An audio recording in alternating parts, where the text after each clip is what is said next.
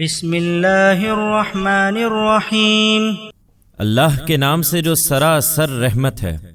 جس کی شفقت ابدی ہے۔ وَقَاتِلُوا فِي سَبِيلِ اللَّهِ الَّذِينَ يُقَاتِلُونَكُمْ وَلَا تَعْتَدُوا إِنَّ اللَّهَ لَا يُحِبُّ الْمُعْتَدِينَ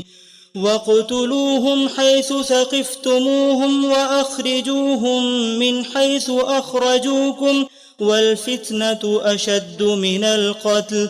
وَلَا تُقَاتِلُوهُمْ عِندَ الْمَسْجِدِ الْحَرَامِ حَتَّى يُقَاتِلُوكُمْ فِيهِ فَإِنْ قَاتَلُوكُمْ فَاقْتُلُوهُمْ كَذَلِكَ جَزَاءُ الْكَافِرِينَ فَإِنِ انْتَهَوْا فَإِنَّ اللَّهَ غَفُورٌ رَحِيمٌ وَقَاتِلُوهُمْ حَتَّى لَا تَكُونَ فِتْنَةٌ وَيَكُونَ الدِّينُ لِلَّهِ فَإِنِ انْتَهَوْا فَلَا عُدْوَانَ إِلَّا عَلَى الظَّالِمِينَ۔ اور اللہ کی راہ میں ان لوگوں سے لڑو جو حج کی راہ روکنے کے لیے تم سے لڑیں، اور اس میں کوئی زیادتی نہ کرو، بے شک اللہ زیادتی کرنے والوں کو پسند نہیں کرتا۔ اور ان لڑنے والوں کو جہاں پاؤ قتل کرو، اور انہیں وہاں سے نکالو جہاں سے انہوں نے تمہیں نکالا ہے، اور یاد رکھو کہ فتنہ قتل سے زیادہ بری چیز ہے۔ اور مسجد حرام کے پاس تم ان سے خود پہل کر کے جنگ نہ کرو جب تک یہ تم سے اس میں جنگ نہ کریں، پھر اگر یہ جنگ چھیڑ دیں تو انہیں بغیر کسی تردد کے قتل کرو۔ اس طرح کے منکروں کی یہی سزا ہے، لیکن اگر وہ باز آ جائیں تو اللہ بخشنے والا ہے، اس کی شفقت ابدی ہے۔ اور تم یہ جنگ ان سے برابر کیے جاؤ یہاں تک کہ فتنہ باقی نہ رہے اور دین اس سرزمین میں اللہ ہی کا ہو جائے۔ تاہم وہ باز آ جائیں تو جان لو کہ اقدام صرف ظالموں کے خلاف ہی جائز ہے۔ الشہر الحرام بالشہر الحرام والحرمات قصاص فمن اعتدى عليكم فاعتدوا عليه بمثل ما اعتدى عليكم واتقوا الله واعلموا ان الله مع المتقين۔ ماہ حرام کا بدلہ ماہ حرام ہے، اور اسی طرح دوسری حرمتوں میں بھی بدلے ہیں، لہٰذا جو تم پر زیادتی کریں ان کو اپنے اوپر اس زیادتی کے برابر ہی جواب دو، اور اللہ سے ڈرتے رہو، اور جان لو کہ اللہ ان کے ساتھ ہے جو اس کے حدود کی پابندی کرتے ہیں۔ وَأَنفِقُوا فِي سَبِيلِ اللَّهِ وَلَا تُلْقُوا بِأَيْدِيكُمْ إِلَى التَّهْلُكَةِ وَأَحْسِنُوا إِنَّ اللَّهَ يُحِبُّ الْمُحْسِنِينَ۔ اور اس جہاد کے لیے اللہ کی راہ میں انفاق کرو، اور اس سے گریز کر کے اپنے ہی ہاتھوں اپنے آپ کو ہلاکت میں نہ ڈالو، اور تم یہ انفاق خوبی کے ساتھ کرو، اس لیے کہ اللہ خوبی کے ساتھ کام کرنے والوں کو پسند کرتا ہے۔ وَأَتِمُّوا الْحَجَّ وَالْعُمْرَةَ لِلَّهِ فَإِنْ أُحْصِرْتُمْ فَمَا اسْتَيْسَرَ مِنَ الْهَدْيِ وَلَا تَحْلِقُوا رُؤُوسَكُمْ حَتَّى يَبْلُغَ الْهَدْيُ مَحِلَّهُ فَمَنْ كَانَ مِنْكُمْ مَرِيضًا أَوْ بِهِ أَذًى مِنْ رَأْسِهِ فَفِدْيَةٌ مِّن صِيَامٍ أَوْ صَدَقَةٍ أَوْ نُسُكٍ فَإِذَا أَمِنْتُمْ فَمَنْ تَمَتَّعَ بِالْعُمْرَةِ إِلَى الْحَجِّ فَمَا اسْتَيْسَرَ مِنَ الْهَدْيِ فَمَنْ لَمْ يَجِدْ فَصِيَامُ 3 أَيَّامٍ فِي الْحَجِّ و7 إِذَا رَجَعْتُمْ تِلْكَ 10 كَامِلَةٌ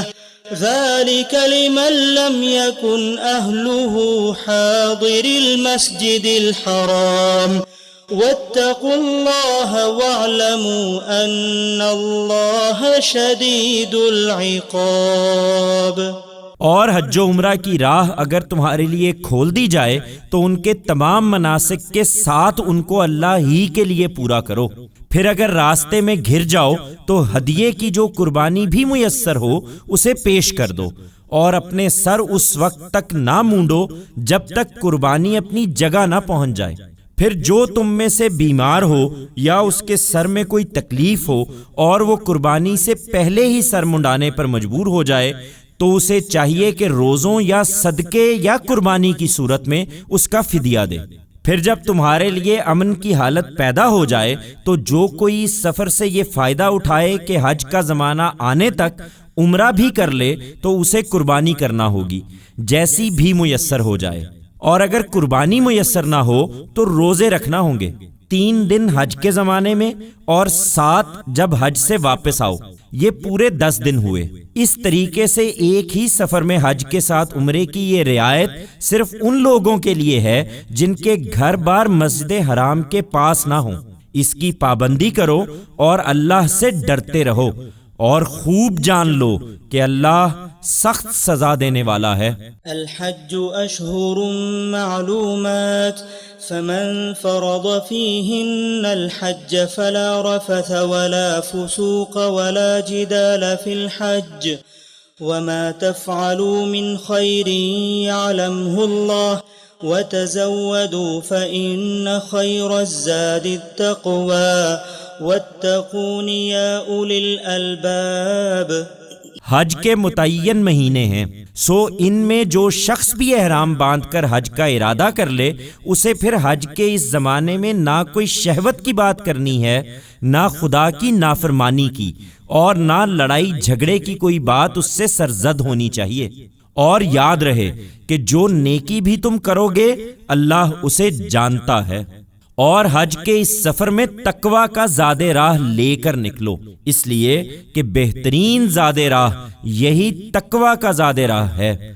اور اس کے لیے عقل والو مجھ سے ڈرتے رہو۔ لیس علیکم جناح ان تبتغوا فضلا من ربکم فَإِذَا أَفَضْتُم مِّنْ عَرَفَاتٍ فَاذْكُرُوا اللَّهَ عِندَ الْمَشْعَرِ الْحَرَامِ وَاذْكُرُوهُ كَمَا هَدَاكُمْ وَإِن كُنتُم مِّن قَبْلِهِ لَمِنَ الضَّالِّينَ۔ اس کے ساتھ البتہ تم پر کوئی حرج نہیں کہ اپنے پروردگار کا فضل تلاش کرو، لیکن یاد رہے کہ مزدلفہ کوئی کھیل تماشے اور تجارت کی جگہ نہیں ہے، اس لیے جب عرفات سے چلو تو مشعر حرام کے پاس اللہ کو یاد کرو، اور اس کو اسی طرح یاد کرو جس طرح اس نے تمہیں ہدایت فرمائی ہے، اور اس سے پہلے تو بلا شبہ تم لوگ گمراہوں میں تھے۔ ثم افیضوا من حیث افاض الناس واستغفروا اللہ ان اللہ غفور رحیم۔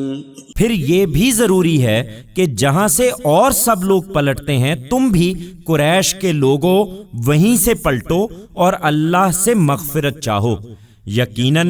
اللہ بخشنے والا ہے، اس کی شفقت ابدی ہے۔ فَإِذَا قَضَيْتُم مَّنَاسِكَكُمْ فَاذْكُرُوا اللَّهَ كَذِكْرِكُمْ آبَاءَكُمْ أَوْ أَشَدَّ ذِكْرًا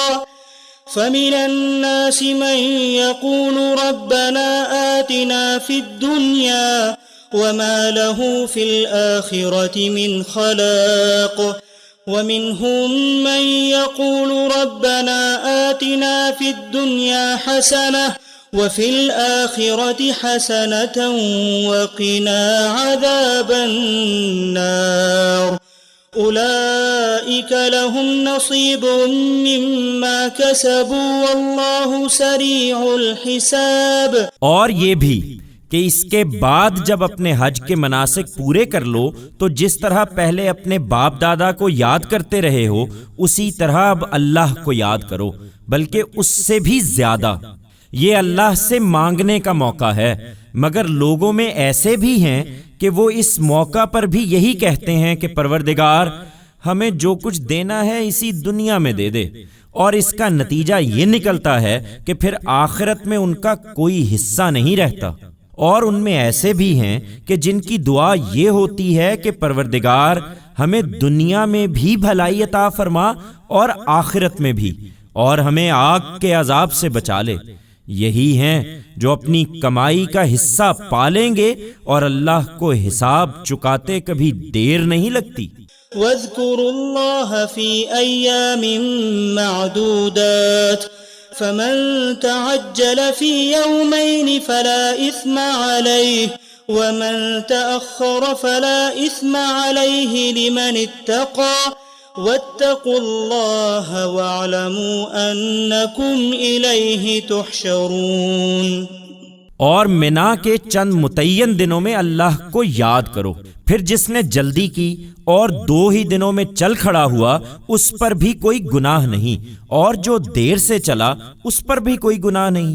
ہاں مگر ان کے لیے جو اللہ سے ڈریں، اور تم بھی اللہ سے ڈرتے رہو، اور خوب جان لو کہ ایک دن تم اسی کے حضور میں اکٹھے کیے جاؤ گے۔ وَمِنَ النَّاسِ مَن يُعْجِبُكَ قَوْلُهُ فِي الْحَيَاةِ الدُّنْيَا وَيُشْهِدُ اللَّهَ عَلَى مَا فِي قَلْبِهِ وَهُوَ أَلَدُّ الْخِصَامِ وَإِذَا تَوَلَّى سَعَى فِي الْأَرْضِ لِيُفْسِدَ فِيهَا وَيُهْلِكَ الْحَرْثَ وَالنَّسْلَ وَاللَّهُ لَا يُحِبُّ الْفَسَادَ وَإِذَا قِيلَ لَهُ اتَّقِ اللَّهَ أَخَذَتْهُ الْعِزَّةُ بِالْإِثْمِ فَحَسْبُهُ جَهَنَّمُ وَلَبِئْسَ الْمِهَادُ۔ یہ عبادت ہے جس کی راہ روکنے والوں سے تم کو لڑنا ہے، اور ادھر صورتحال یہ ہے کہ تمہارے لوگوں میں سے کچھ ایسے ہیں کہ جن کی باتیں تو اس دنیا کی زندگی میں تمہیں بھلی معلوم ہوتی ہیں، اور وہ اپنے دل کے ارادوں پر اللہ کو گواہ بھی بناتے ہیں، لیکن ہیں وہ بدترین دشمن، تمہارے سامنے وہ یہی کرتے ہیں، اور جب وہاں سے ہٹتے ہیں تو ان کی ساری تگ و دو اس لیے ہوتی ہے کہ زمین میں فساد پھیلائیں اور کھیتیوں کو غارت کریں اور نسلیں تباہ و برباد کریں، اور تم جانتے ہو کہ اللہ فساد کو پسند نہیں کرتا۔ اور جب ان سے کہا جاتا ہے کہ اللہ سے ڈرو تو گناہ پر آمادگی کے ساتھ ان کا غرور انہیں دامنگیر ہو جاتا ہے، سو ان کے لیے جہنم کافی ہے، اور وہ بہت ہی برا ٹھکانہ ہے۔